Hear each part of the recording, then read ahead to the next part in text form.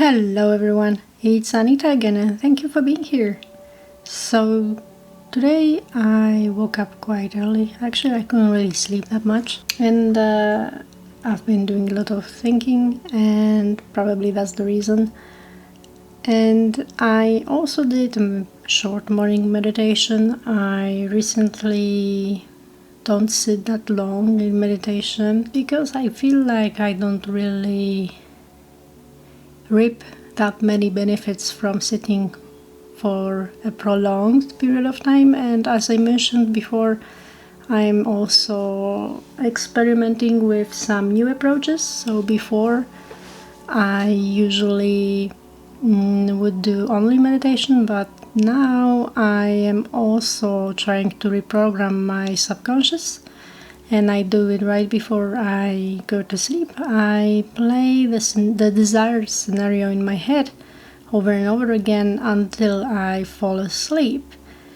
And this is actually inspired by Neville Goddard's work, where he explains that basically our lives are, in a way, simulations, and we are controlling them if we focus on certain aspects, like for example our subconscious, and if we recognize our ways of behavior and thinking, then it is easier to change, and we start the change from within, and then the changes are visible in our outside environment with time. Of course, there is also a factor of time involved, in a sense that whatever you think doesn't immediately manifest.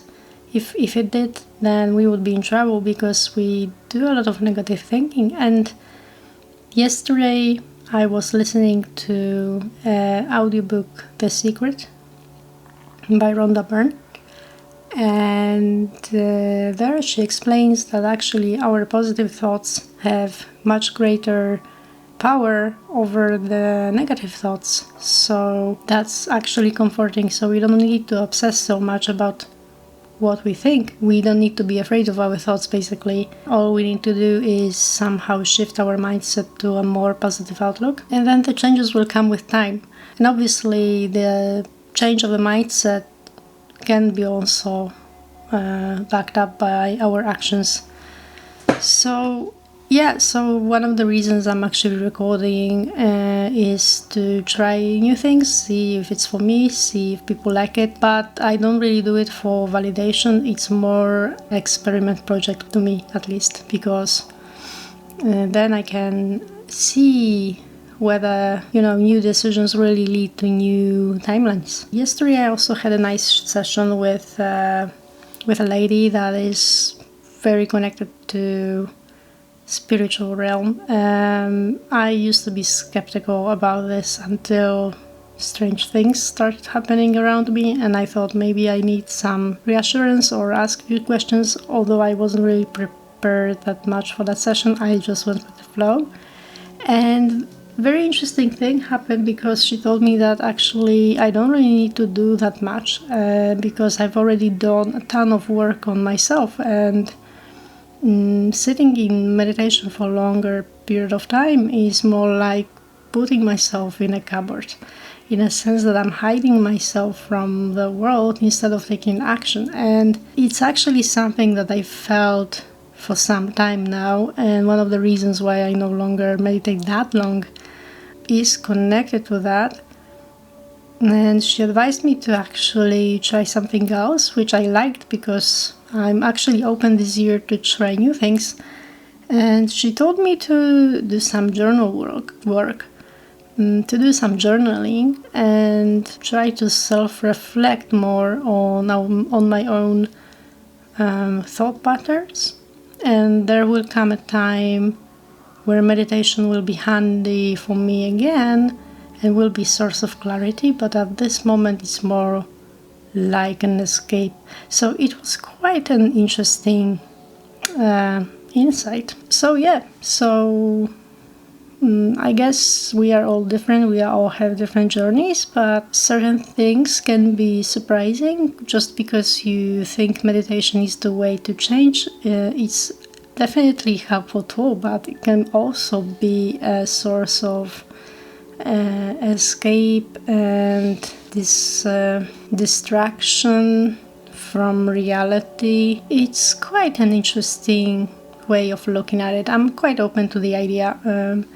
I don't have all the answers, and definitely I don't want to claim that I do, because as you evolve, you learn new things, you get new insights, and I think it's all about the balance between being out there and being here, in a sense. So we also need action in this life, and we also need to ground ourselves.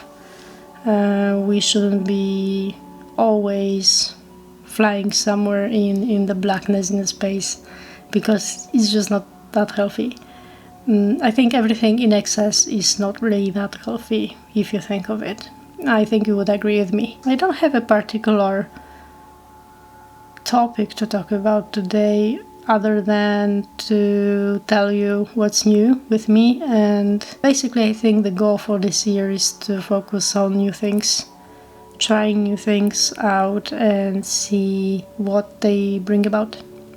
So I guess I advise the same to you, but try to connect with your heart and see what is it that you would like to actually do this year. And it doesn't even have to be something big, just something that you always wanted to do for fun, out of sheer playfulness, but you didn't because you were afraid.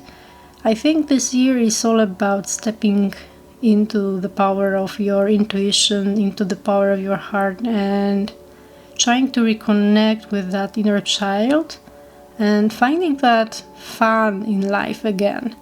I think we've lost that on a big scale, so you cannot expect the world to do the work for you. You need to kind of go within and find answers in yourself and see what is it actually that you are here for, basically. So that's my message for today. Have a great day and see you next time. Bye bye.